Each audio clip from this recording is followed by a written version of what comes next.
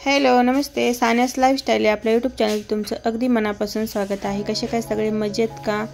सगळ्यात अगोदर सर्वांना श्री स्वामी समर्थ आणि तुमचा दिवस खूप आनंदी जाऊ ही स्वामीचरणी प्रार्थना। आणि इकडे माझा जे आहे तर दिवसाला सुरुवात झालेली आहे। डब्बा वगैरे मी केलेला आहे आणि मुलं पण शाळेमध्ये गेलेले आहेत बरं का। आणि इकडे माझं चालू आहे की भांडे लावून घेणं। म्हणलं अगोदर भांडे लावून घ्यावा, त्यानंतर जे आहे तर म्हणजे दुसरे भांडे वगैरे घासायला जे आहे तर मदत मिळते। आणि काय माहिती का, आत्ता लवकरच गणपती बाप्पाचं आगमन होणार आहे, पण त्यासाठी पण मला जे आहे तर साफसफाई करायची आहे बरं का। पण थोडासा माझा प्रॉब्लेम चालू झाल्यामुळे जे आहे ना तर माझं मन कशातच लागत नाही। तर असो चला, तर पुढे व्हिडिओ नक्की कंटिन्यू पहा, म्हणजे तुम्हाला समजेल की माझ्यात काय प्रॉब्लेम आहे किंवा काही नाही।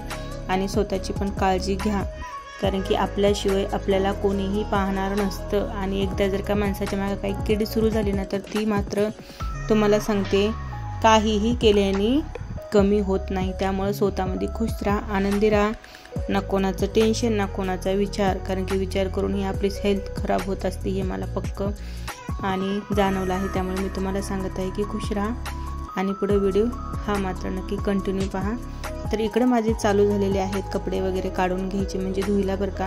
आणि आता पावसाचा तर दिवस आहेत म्हणल्याच्या नंतर पाऊस असो किंवा नसो, पण आपले जे रेग्युलरचे कपडे आहेत तर ते आपल्याला धुणं जे आहे ते गरजेचे आहेत। आणि इकडे माझी देवपूजा वगैरे झालेली आहे।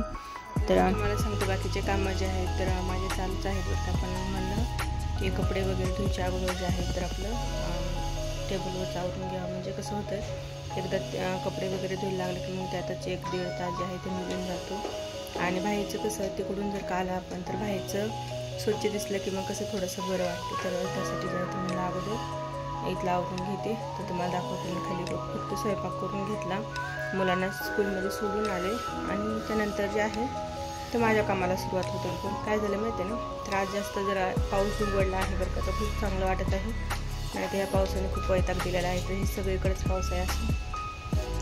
आता मी कपडे काढलेले आहेत, पण बाहेर आणखीन पाऊस सुरुवात झालेला आहे असं मला वाटते बरं का। तर असं काय करणार आहे मी तुम्हाला इथं दाखवते की कसं आहे ते। स्वयंपाकाचे भांडे आहेत किंवा गॅस पुसायचं राहिलेलं आहे, म्हणजे इथलं सगळंच आवरायचं राहिलेलं आहे बरं का। फक्त त्याचं पोळ्या केल्या होत्या तसंच राहिलेलं आहे आवरायचं। आणि इथं पण थोडीशी भांडी होती पण घासून घ्यायची आहेत बरं का। तर असं, आणि इकडे बाहेर पाऊस सुरुवात झालेली आहे। मला असं वाटलं होतं की कदाचित आज उघडेल, पण नाही दिसला का तुम्हाला, खूप छोटं छोटं आहे, कदाचित दिसेल असा पाऊस आहे। तुम्हाला सांगते ह्या पावसामध्ये जे आजार खूप वाढायला लागलेले आहेत। तर माझं तर तुम्हाला सांगते कंटिन्यू काय झालं हे काय मला पण माहीत नाही बरं का, पण आजार म्हणतात तर चालूच आहेत, काय मागे लागले काय म्हणते, कपडे म्हणतात तर खूप जास्त आहे, कारण की कधी कधी वाळत नाहीत ना, तर त्यासाठी हे करावं लागतं। आणि हवेने ना दार बंद होत आहे सर, आणि दार बंद झाले का, आता काय झालं पाऊस आणि घरामध्ये दार बंद असलं की ते वेगळंच वाटते, किंवा कधी कधी काय होतं माहिती का, वेगळाच असा वास आल्यासारखाही येतो असं आहे। नंतर मुलं जे आहेत आज लवकरच येणार आहेत बरं का, म्हणजे 11 वाजताच मुलं जे आहेत येणार आहेत। पण कसं ना की ते जोपर्यंत बाहेर आहेत ना तोपर्यंत माझे कामं जर का नाही तर मला खूप बरं वाटते बरं का। म्हणजे त्वचा बघू शकतो थोडासा प्रॉब्लेम झाला आहे म्हणजे स्किनला बरं का, त्याच्यानंतर मी दाखवलं आहे ते होईल हळूहळू। पण हा प्रॉब्लेम कशामुळे झाला तर मी तुम्हाला देते। तर हा प्रॉब्लेम जे आहे तर कसं झालं ना की बऱ्याच वेळा बघा आपल्या लेडीजचं कसं असतं, शरीर वेगळंच असतं, कोणाचं कसं असतं कोणाचं कसं, प्रत्येकाचं शरीर वेगवेगळं आहे।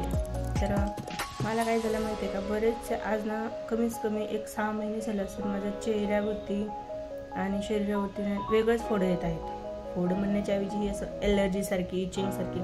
आणि मी बऱ्याच डॉक्टरांना दाखवलं आहे, बऱ्याच काही गोळ्या वगैरे घेतलेल्या आहेत, पण कमी होत नाही असं आहे।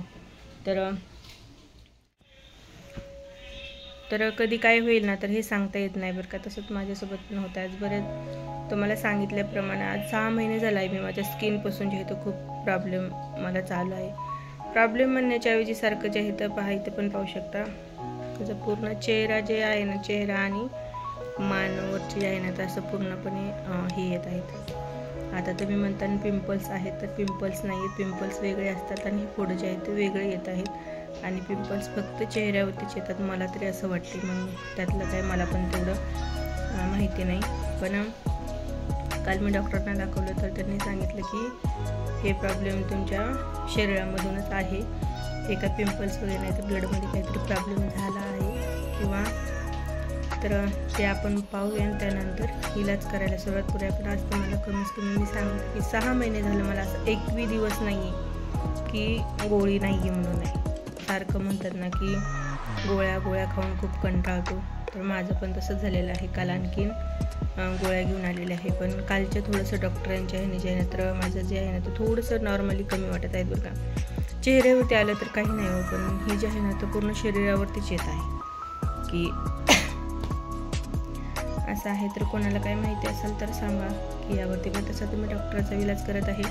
त्याच माझ्या चेहऱ्यावरती पण थोडासा मला फरक जाणवत आहे बरं का, कारण की माझी स्किन जी आहे ना पूर्ण डॅमेज झालेली आहे चेहऱ्याची, असं आहे. तर थोडं म्हणता कधी काय होईल सांगता येत नाही. मला पण तसंच वाटलं की ही घरगुती प्रॉब्लेम आहे, तर होईल हळूहळू व्यवस्थित, पण तसं न होता जे आहे तर ते वाढत गेला. तर खरंच मी पण म्हणेन तुम्हाला की माझा अनुभव म्हणून मी सांगेल की थोडंसं जरी आपल्याला त्वचाला किंवा शरीरावर कुठं काही जर का आलं तर घरचा ना इलाज करता जे तर खरं डॉक्टरांना दाखवा.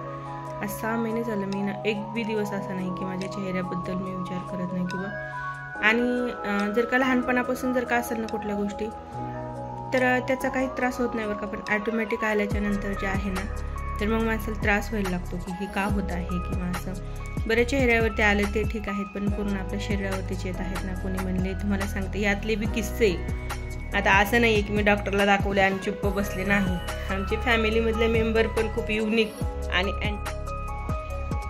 कोणी म्हणायचं तुला कान्या आल्यात, कोणी म्हणायचं पिंपल्स आहेत, कोणी म्हणायचे तू काही खाल्ला असशील त्यामुळे ॲलर्जी झाली असेल, कोणी म्हणायचं देवाचं आहे, कोणी म्हणायचं बाहेरचं आहे, कोणी म्हणायचं हे बघ, कोणी म्हणायचं ते बघ. यामध्ये मी पूर्णपणे पकून गेलेले आहे. अरे पण मला सांगा देवाधर्माचा यात काय येणार आहे? असू बी शकतं, असं नाही की नाही म्हणून. बरं देवाचं पण केलं आहे बरं का. एक जणांनी सांगितलं होतं की तुम्ही देवाच्या दर्शनाला जाऊन या. आम्ही देव पण करून आलो, तरी पण हा प्रॉब्लेम जे आहे तर गेला नाही आहे. आणि एका डॉक्टरांनी सांगितलं की तुम्ही पूर्णपणे तेलकट तिखट खाणं बंद करा. ते पण केलं 3 महिने लगातार.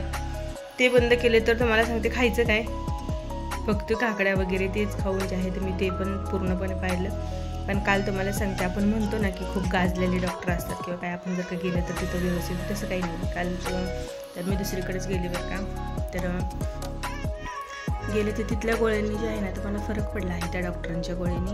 आणि त्याच्यातले जे म्हणतो ना आपण दुख, ते काय असे पिंपल्स आले मधून फक्त आले आणि राहिले असं नाही की ते जे आहे ते पुढं पूर्ण दुखतात आणि सुजतात आणि एक असं म्हणजे ना मोठे येतात, छोटे पण येत नाहीत आणि मग त्याचे डाग राहतात पूर्णपणे, असं आहे. तर पिंपल्सचे पण डाग राहतात, पण पिंपल्स वेगळे आणि फोड वेगळे. तर काय आहे मला पण नाही माहिती, पहा म्हणजे गालावरती आणि दिसत असेल. तर कोणाकोणाला हे प्रॉब्लेम असेल तर सांगा. आणि तर आता कालपासून जे आहे तर मला त्या डॉक्टरने काही सांगितलं नाही, फक्त सांगितलं आहे की शरीरामध्ये थोडासा प्रॉब्लेम आहे, होईल हळूहळू. तर ब्लडमध्ये थोडासा प्रॉब्लेम आहे तर होते. तुम्ही फक्त काळजी घ्या की तेलकट आणि बाहेरचे पदार्थ खाऊ नका, गोळ्या चालू आहेत तोपर्यंत. आणि जास्त सॅलडमध्ये काकडी वगैरे असं जे हे आहे ते घ्या, असं आहे. तर आता तुम्हाला सांगते हे किस्सा की असं बघायचं आहे की नेमकं प्रॉब्लेम होत कशाने आहे. पिंपल्स आहेत तर त्याच्यामधलं जे आहे ते घाण असते, पहा.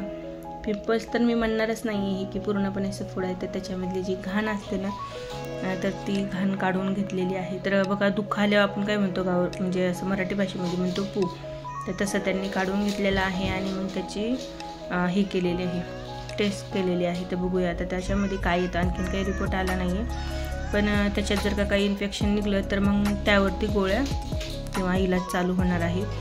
पण कसं होतं ना की कधी खूप वेळा आपल्या सोबत असं काही घडतं, आपण भरपूर प्रयत्न करत असतो, पण एखादी गोष्ट जेव्हा राहायची ना तेव्हाच राहते मागे. तुम्हाला आज 6 महिने झाले की माझ्या मागे काही ना काहीतरी चालूच आहे.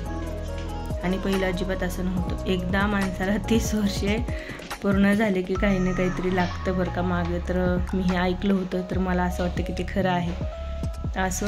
तर जेवढ्या आनंदात जगता येईल तेवढ्या आनंदामध्ये राहा. बाकीच्या गोष्टी काहीही माणूस कसं करतं की मला हे नाही ते नाही त्यामध्येच हे राहतो, म्हणजे असं टेन्शन असतं प्रत्येकाला. तर तसं न करता जे आहेत आपली लाईफ आहे तर सगळं मेन हे आहेत गोष्टी आहेत. तर नक्कीच काळजी घ्या आणि बघन माझ्या रिपोर्टमध्ये काय येते तुम्ही पुढच्या व्हिडिओमध्ये नक्की सांगेल। व्हिडिओ आवडला तर नक्कीच लाईक शेअर सबस्क्राईब करा। स्वतःची काळजी घ्या।